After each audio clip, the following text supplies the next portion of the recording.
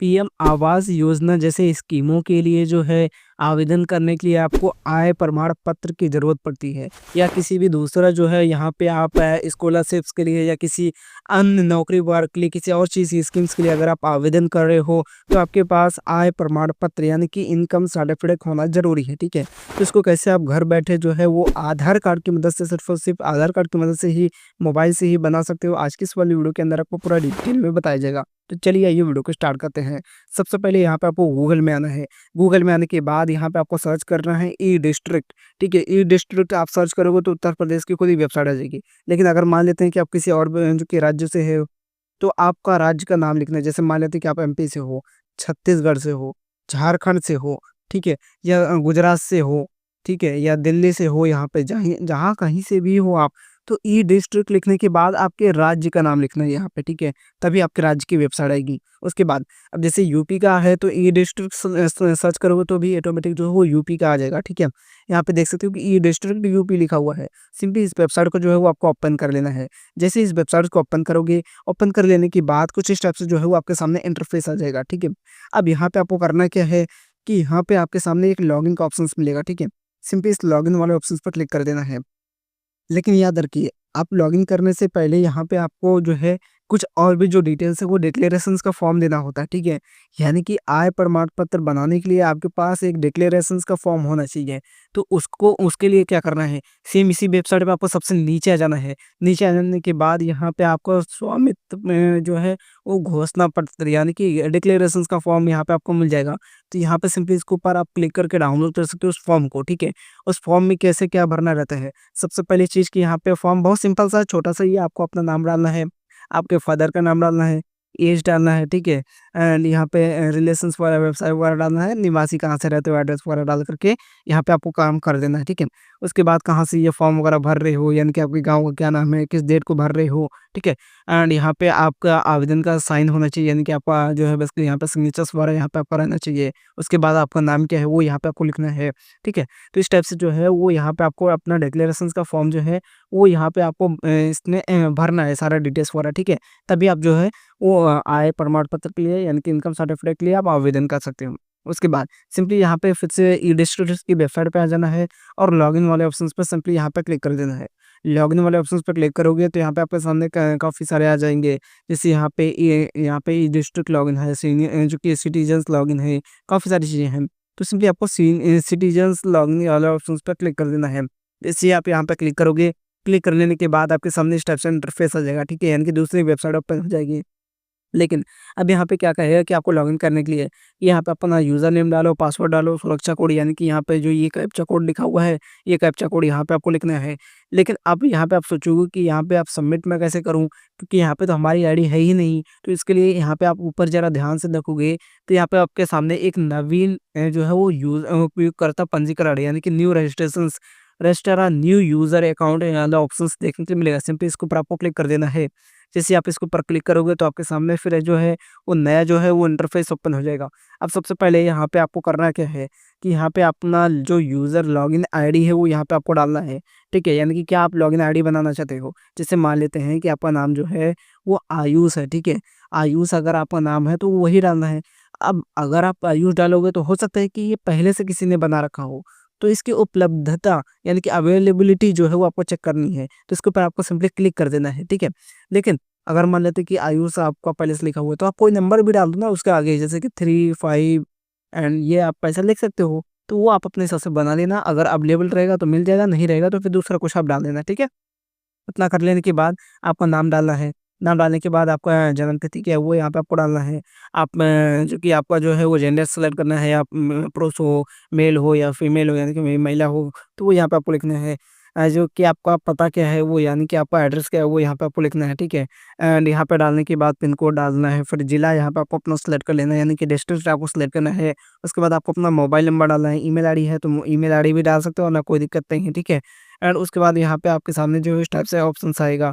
अब उसके बाद यहाँ पे आपके सामने जो है ये सिक्योरिटी कोड जो लिखा हुआ है, यानी कि जो कैप्चा कोड लिखा हुआ है सेम कैप्चा कोड यहीं पे आपको भी लिखना है। उसके बाद सुरक्षित करे पे आपको क्लिक करना है यानी कि सेव वाले ऑप्शंस पे सिंपली आपको क्लिक कर देना है। जैसे आप क्लिक करोगे तो उसके बाद फिर वही वही सारी जो डिटेल्स वगैरह है आपको डाल करके लॉगिन कर लेना है। लॉगिन कर लेने के बाद अब यहाँ पे आपके सामने जो है इस टाइप से इंटरफेस आएगा।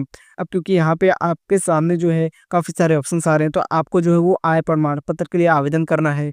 तो इनकम सर्टिफिकेट को अप्लाई करने के लिए सिंपली यहाँ पे आपको नीचे आना है। यहाँ पे आय प्रमाण पत्र का जो ऑप्शन है वो आपको मिल जाएगा। तो सिंपली इसके ऊपर आपको क्लिक कर देना है। जैसे आप क्लिक करोगे तो अब यहाँ पे जो है आपका आधार कार्ड का नंबर डालना है। ये उसी का आधार कार्ड का नंबर डालना है जिसके लिए आप इनकम सर्टिफिकेट बनाना चाहते हो। सिक्योरिटी पे जो कोड है वो आपको डालना है। सिक्योरिटी कोड क्या है? यहाँ पे ये जो लिखा हुआ है सेम इसी को यहाँ पे आपको डालना है।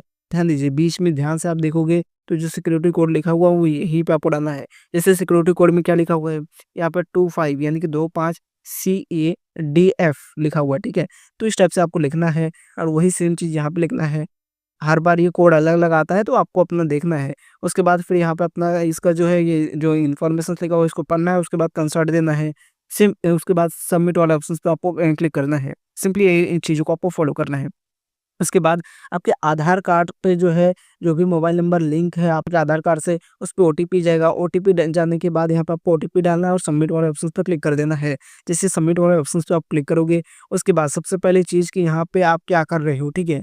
सेवा का प्रकार क्या है? ग्रामीण के लिए आप कर रहे हो या नगरीय के लिए आप कर रहे हो, ठीक है? अब यहाँ पे समझिए कि रूरल के लिए आप कर रहे हो या फिर अर्बन के लिए कर रहे हो, वो आपको सिलेक्ट कर लेना है। आपका जो नाम है पहला जो यहाँ पे आपका जो नाम है पहला फर्स्ट नेम, तो यहाँ पे आपको हिंदी और इंग्लिश में मिल जाएगा लिखा हुआ। ये आपके आधार कार्ड से ऑटोमेटिक आ जाता है, ठीक है? उसके बाद यहाँ पे आपका जो है वो जो डिटेल्स है वो आपको डालना है। जैसे आपका क्या, अगर आप जो है महिला के लिए कर रहे हो एंड यहाँ पे अगर महिला की यहाँ पे शादी नहीं हुई है तो वो पिता का नाम डाल दीजिए। अगर शादी हो गई तो उनका पति का नाम डाल दीजिए, हस्बैंड का डाल दीजिए। अगर कोई पुरुष है यानी कि आदमी है, उनका आप जो है यहाँ पे आय सर्टिफिकेट बना रहे हो, तो उनके पिता का ऑप्शंस को सिलेक्ट कीजिए। उनका पिता का जो है वो नाम यहाँ पे उनको डालना है, ठीक है? तो यहाँ पे उनका जो पिता का नाम डालने के बाद फिर यहाँ पे माता का नाम डालना है, ठीक है? तो ये यहाँ पे इतना आपको काम कर लेना है, इतने सारे जो डिटेल्स हो यहाँ पे आपको डालना है। उसके बाद फिर यहाँ पे मकान नंबर यहाँ पे डालना है कि मकान नंबर क्या है, फिर तहसील क्या है वो यहाँ पे आपको सेलेक्ट कर लेना है।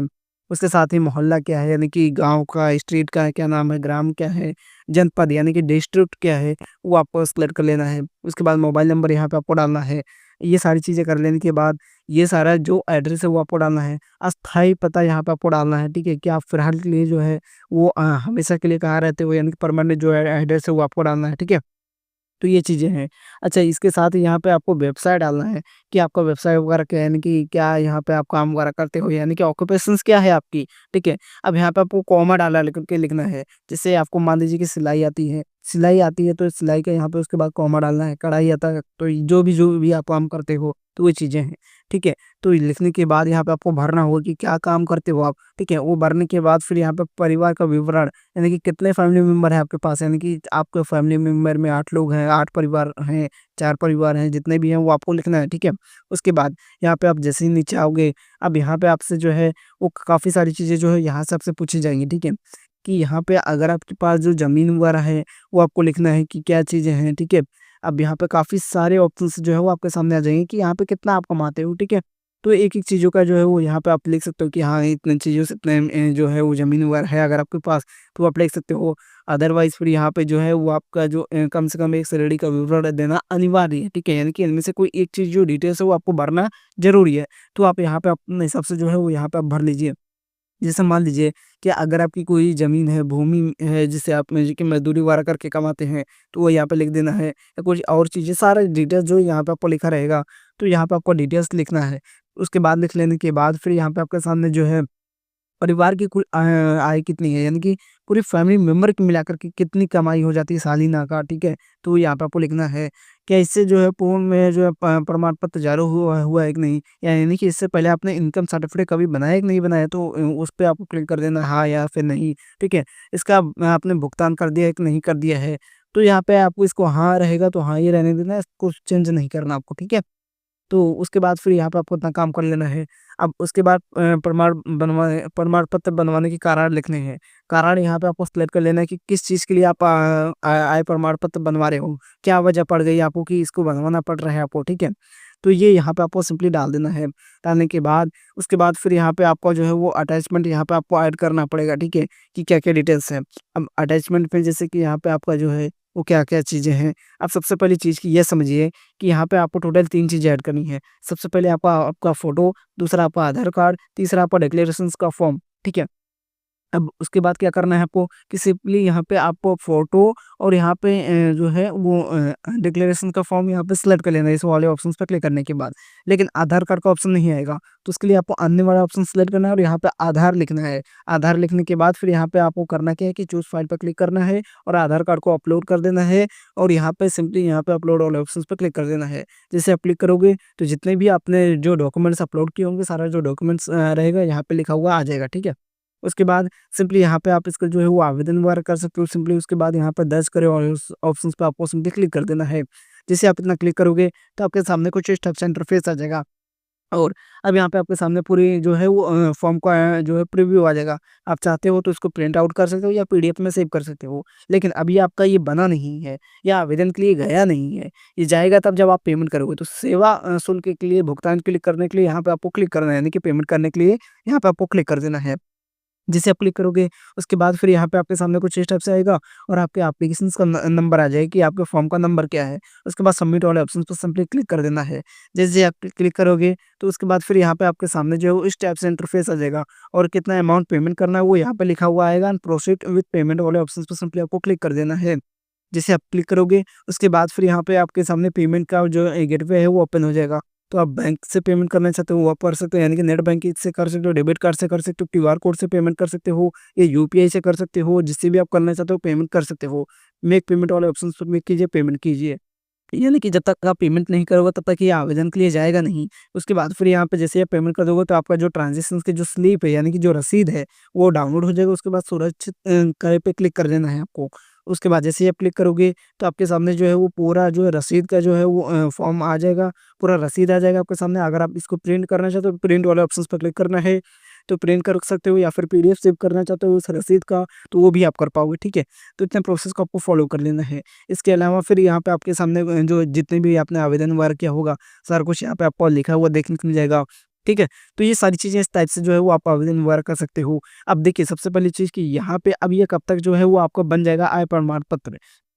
ठीक है? तो देखिए सबसे पहली चीज़ कि ये डिपेंड करता है कि यहाँ पे आपका जो आवेदन जो है वो आपकी तहसील के ऊपर डिपेंड करता है। काफ़ी सारी तहसीलों में क्या होता है कि 2 से 3 दिनों के अंदर बन जाता है, तो काफ़ी सारों में 10 से 15 दिन भी लग जाते हैं। ठीक है? तो ये तहसील के ऊपर डिपेंड करता है कि किस तरीके का काम हो रहा है, कितने जल्दी हो रहा है। अब जैसे मान लीजिए कि यहाँ पे आपको जो है अब चेक करना है कि बना है कि नहीं बना है, ठीक है? आपका आवेदन जो हुआ है तो वो यहाँ पे उसके बाद फिर आपको डैशबोर्ड पे आना है ई डिस्ट्रिक्ट की वेबसाइट पे। उसके बाद फिर यहाँ पे आपके सामने जो है वो यहाँ पे आवेदन का जो है वो ऑप्शंस देखने के लिए मिल जाएगा। सिंपली इसके ऊपर आपको क्लिक कर देना है। जैसे ही आप क्लिक करोगे, उसके बाद जितने भी आपने आवेदन वगैरह किया होगा सारा कुछ आ जाएगा। तो किस चीज़ का आप देखना चाहते हो डिटेल्स वगैरह, तो यहाँ पे आपने इनकम सर्टिफिकेट के लिए अप्लाई किया था तो इनकम वाले ऑप्शंस को सिलेक्ट कर लेना है, ठीक है? अब यहाँ पे सिलेक्ट कर लेने के बाद जितने भी आपने आवेदन किए होंगे वो आ जाएगा। जो सबसे नीचे रहेगा वो सबसे नया वाला रहेगा, तो यहाँ पे आपको करना क्या है अगर उसकी डिटेल चेक करनी है, तो एप्लीकेशन नंबर पे सिंपली आपको क्लिक कर देना है। जिसे क्लिक करोगे तो ये आपके सामने जो है वो आय प्रमाण पत्र आ जाएगा ना, इसको यहाँ पे आप डाउनलोड वगैरह भी कर सकते हो बनने के बाद भी, ठीक है? तो इस टाइप से ये जो प्रोसेस है यहाँ पे फॉलो कर सकते हो और इसको डाउनलोड वगैरह कर सकते हो। तो यही ये या फिर आप इसको प्रिंट आउट निकालना चाहते हो, प्रिंट आउट वगैरह भी निकाल सकते हो, ठीक है? या पीडीएफ में भी आप इसको सेव कर सकते हो। तो यही तरीका था जिसमें हमने आपको बताया कि घर बैठे आप मोबाइल से ही ऑनलाइन जो है वो आय प्रमाण पत्र किस तरीके का बना सकते हो, सिर्फ़ और सिर्फ़ आधार कार्ड की मदद से ही, ठीक है? इसके अलावा सिर्फ़ डिक्लेरेशंस का आपको फॉर्म लगता है, उसके अलावा और कुछ नहीं, ठीक है? और आपका फ़ोटो लगता है। आज की इस वाली वीडियो के लिए बस इतना ही।